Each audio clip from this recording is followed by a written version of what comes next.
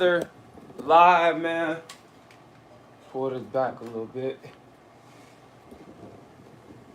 First of all, man, y'all hit that like button. Y'all hit that share button.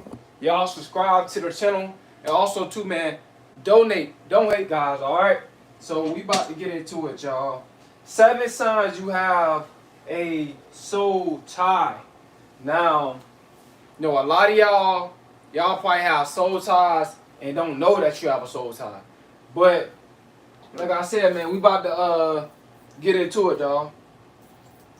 Number 1, you're obsessed with them. This is a sign that you have a soul tie, guys. When you are obsessed with someone, it's like, you know, it's just like that obsession.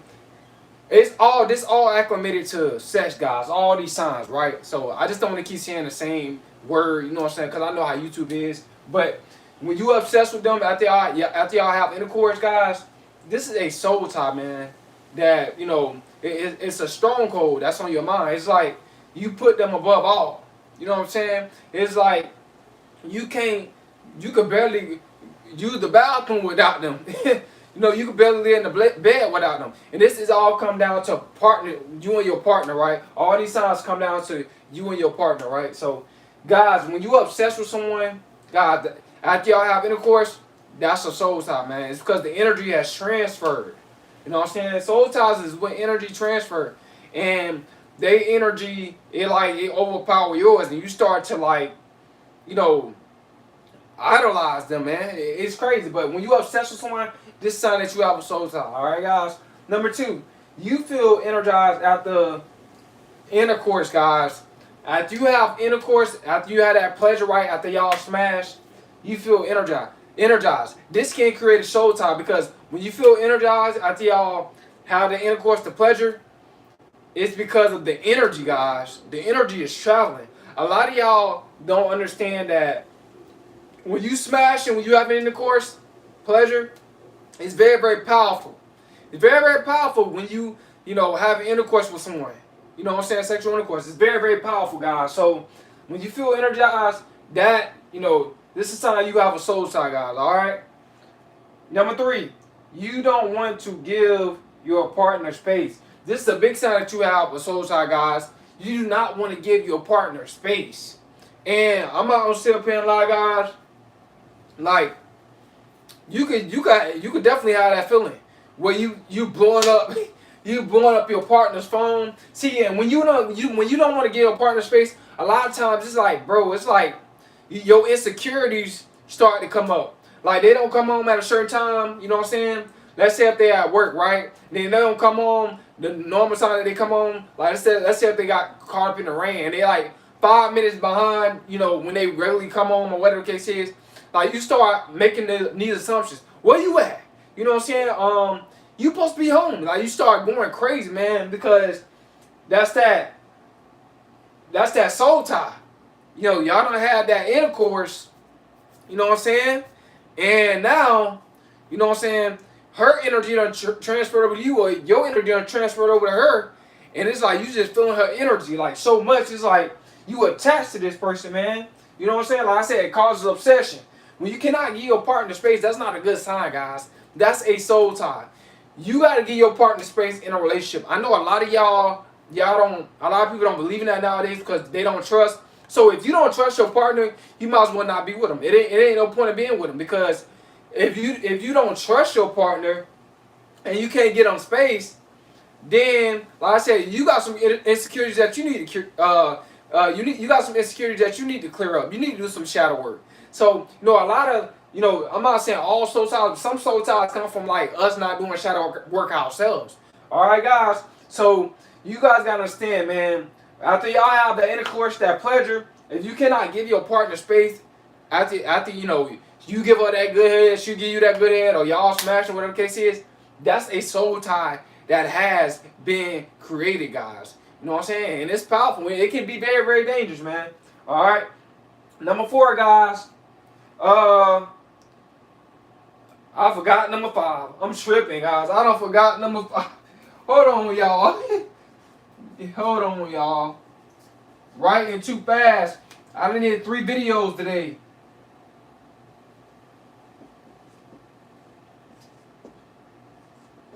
finna make that number 7. We finna make that number 7 in a minute. All right, guys. But like I said, I make mistakes just like y'all. I'm human too, guys. But yeah, guys. I done did like 3 videos today. But anyway, yeah, when you idolize your partner, guys, this is a sign that you have created a soul tie. Y'all know that y'all been smashing and all that type of stuff, and you idolizing them. Like you worshiping them, man. Worshiping them. It's like you don't put them before God. It's like you emotionally attached to them more than you attached to God. You're not even attached to God. You put them above God. And that's that soul tie, guys. And sometimes you create a soul tie with a person that you and it's sad when you create a soul tie with a person that got a demonic spirit, or you create a soul tie with a narcissist, an incubus, a succubus. Man, it get worse. It get bad, man.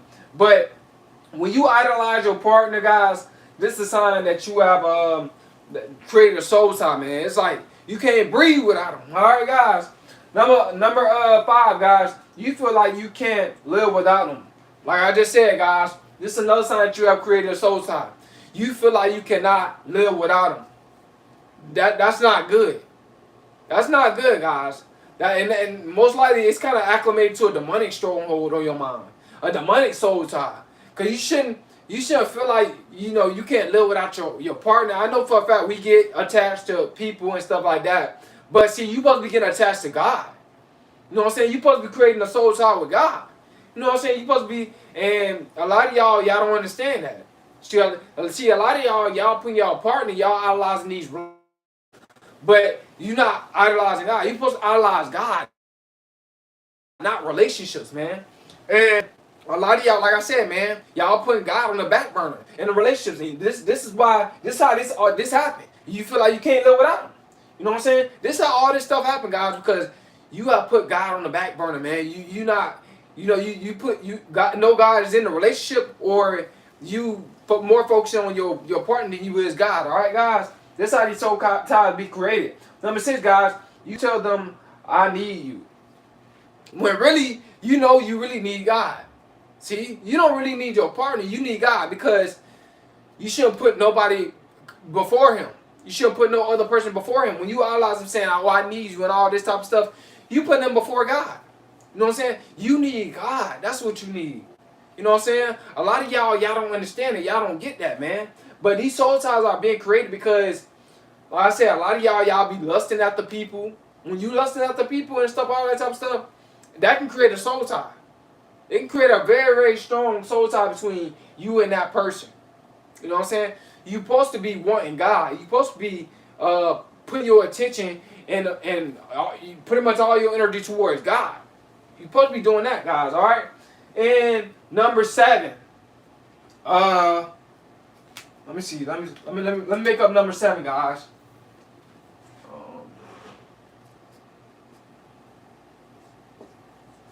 I already got it, guys.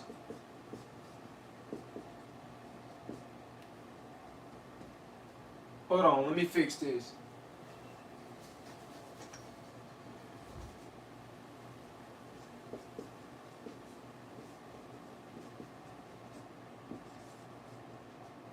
They control you. They control you, guys. So when a person is controlling you, and they can play on your emotions, and they can get you all riled up, and all this type of stuff, this is a sign that you have created a soul tie. And a lot of times, like I said, this comes from at the pleasure, guys. At the pleasure. Y'all have some good intercourse, pleasure. And then all of a sudden, you allowing them to control you. Before, you was allowing God to control you. Now you allowing them to control you. See, you don't step out of your self-capacity. You allowing man or woman to control you. You're supposed to be allowing God to control you. You guys got to make sure you put God first in y'all relationships, man. Because like I said, man, if you don't, you will end up idolizing your partner. You will end up worshiping your partner. Because it's a soul tie. You need to create a soul tie with God, man. That's what you need to create a soul tie with. A lot of y'all, like I said, man, y'all missing out. See, when you worshiping people and stuff like that, that's not good. God, he's a jealous God. You don't want to put no man, no woman before God. And these soul ties, a lot of these, like I said, a lot of these soul ties, they come from lust. They come from lust. This how these a lot of soul ties are formed, man. Because look, the lust, you want to smash so bad, all this type of stuff. Yeah. And then once that, yeah, but the boom be so boom, bro. P said the boom be so boom. But see, God boom should be bigger than the moon. See, when you letting intercourse, when you letting pleasure control your life, you know what I'm saying? That means you lack self-control. That means you gotta do some shadow work. If you letting what's between a woman's legs, or if a woman letting what's between your legs as a man control, excuse me, their life, you gotta do some shadow work. You gotta do some shadow. Yeah, I know that sex, like it feels good, guys. Trust me, I know it feels real good. But what you gotta understand is that nobody comes before God. Hello, bro. I want to ask you, what's your opinion on gaming? I mean, I'm still like games, but I want to get closer to God and read the Bible and more play a game. Should I do the routine? What's your thoughts on this? Yeah, you can get into gaming, bro. It ain't nothing wrong with getting into gaming, but just keep God first. Like I said, I'm helping you guys online right now with soul ties and everything else, but at the same time, I'm still keeping God first. You see, you can pursue a purpose in this world, guys. You know what I'm saying? And keep God first. You can do that. As long as you don't put your purpose before God, you can pursue your goals. God wants you to have goals and stuff. So yeah, you can get into gaming, bro. That doesn't mean that you putting your purpose before God because you trying to create a purpose for your life. That don't mean you putting it before God. What I'm just trying to teach you guys is don't put it before God. That's all I'm saying, guys. Right? Just don't put it before God. That's all I'm saying. You know what I'm saying? We all need a purpose. Don't be too heavenly minded to the point where you know earth is good. You don't want to get to that point, right? All right, so you guys understand that these are the signs that you have a soul tie with someone, man. All right, guys, so I hope you guys got some out of this. Hope it helped you out, that it encouraged you. It's Coleman.